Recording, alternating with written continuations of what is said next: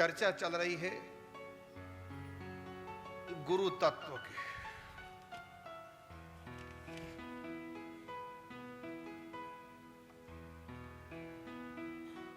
यद्यपि मैं पहले कई बार बता चुका हूं,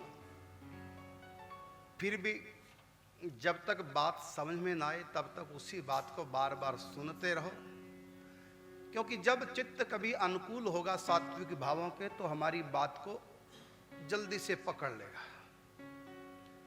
ये नहीं सोचना ये बातें पहले भी सुन चुके हैं, भले सुन ली लेकिन फिर भी बार बार सुनते रहो, क्योंकि पहले सुनकर भी अनसुना किया गया। क्योंकि चित्त की भूमिका ऐसी नहीं थी। उस समय समझो कि सत्वगुण नहीं था चित्त में, अनुकूल बात के चित्त था नहीं, इसलिए सुन तो ली गई लेकिन फिर भी वो बात असर नहीं कर पाई। जैसे बेमौसमी अनाज डालें खेत में तो उगता नहीं, उग जाए तो फलित नहीं होता। ये समझो कि वो बातें जो सुनी दोबारा सुना रहा हूं, उस समय मौसम नहीं था सही चित्त का, वो भूमिका चित्त की ठीक प्रकार से नहीं थी, तो बीज तो बोया गया था, आप लोगों ने सुन लिया लेकिन वो जमा नहीं। तो ऐसा नहीं सोचना ये बातें पहले भी कई बार सुन चुके हैं, दोबारा फिर वही बात। लेकिन ये गुरुओं की चर्चा है तो इससे गुरु भक्ति की जो भूमिका है वो थोड़ा उर्वरा हो जाएगी, तो ये बात आपको जल्दी से समझ में आ जाएगी। क्योंकि 3 साल संत बनने के बाद भी हमको ये बात समझ में आई नहीं थी, और फिर हमने पूजा पंडित जी से भी सुनी, वही बात समझ में आई लेकिन कम आई। और जब भगवान शिव की कृपा हुई तब हम अच्छी तरह से समझे रहस्य क्या है गुरु भक्ति का। जैसे कोई स्त्री बिना पुरुष के मां नहीं बन सकती, कोई पुरुष बिना स्त्री के पिता नहीं बन सकता, मतलब अकेला बाप नहीं बन सकता, अकेली स्त्री मां नहीं बन सकती। इसी प्रकार अकेला साधक भक्त नहीं बन सकता,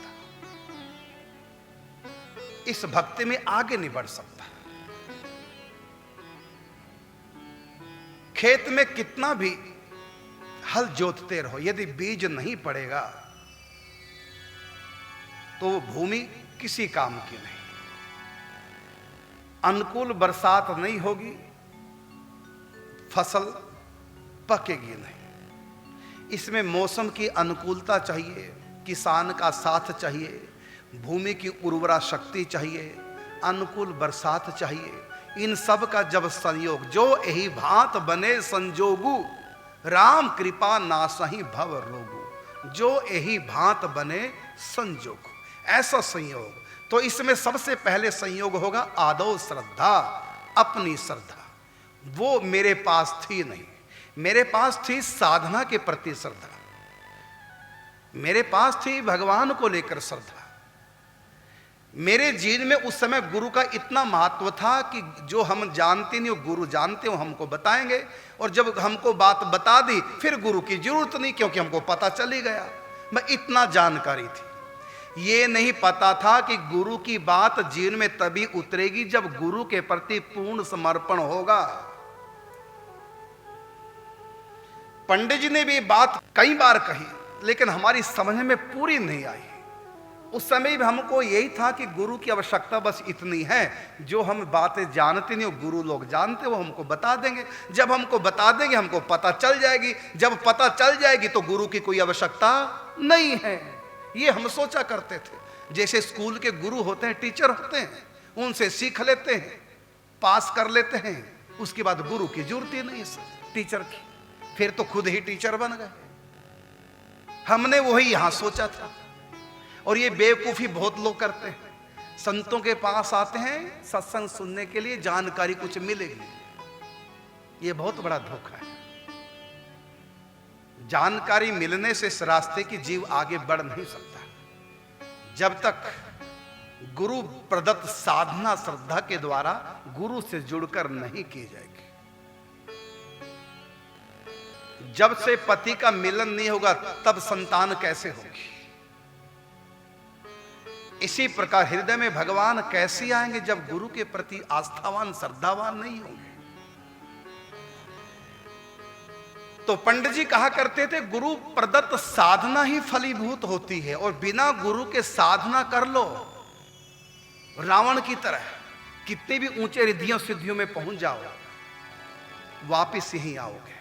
बाबा कहा करते थे बिना गुरु के साधना कर लो, चढ़ जाओगे बहुत ऊंचे, लेकिन अंत में गिरोगे। गुरु बिन भव निधि तरही ना कोई, जो विरंच शंकर सम होई।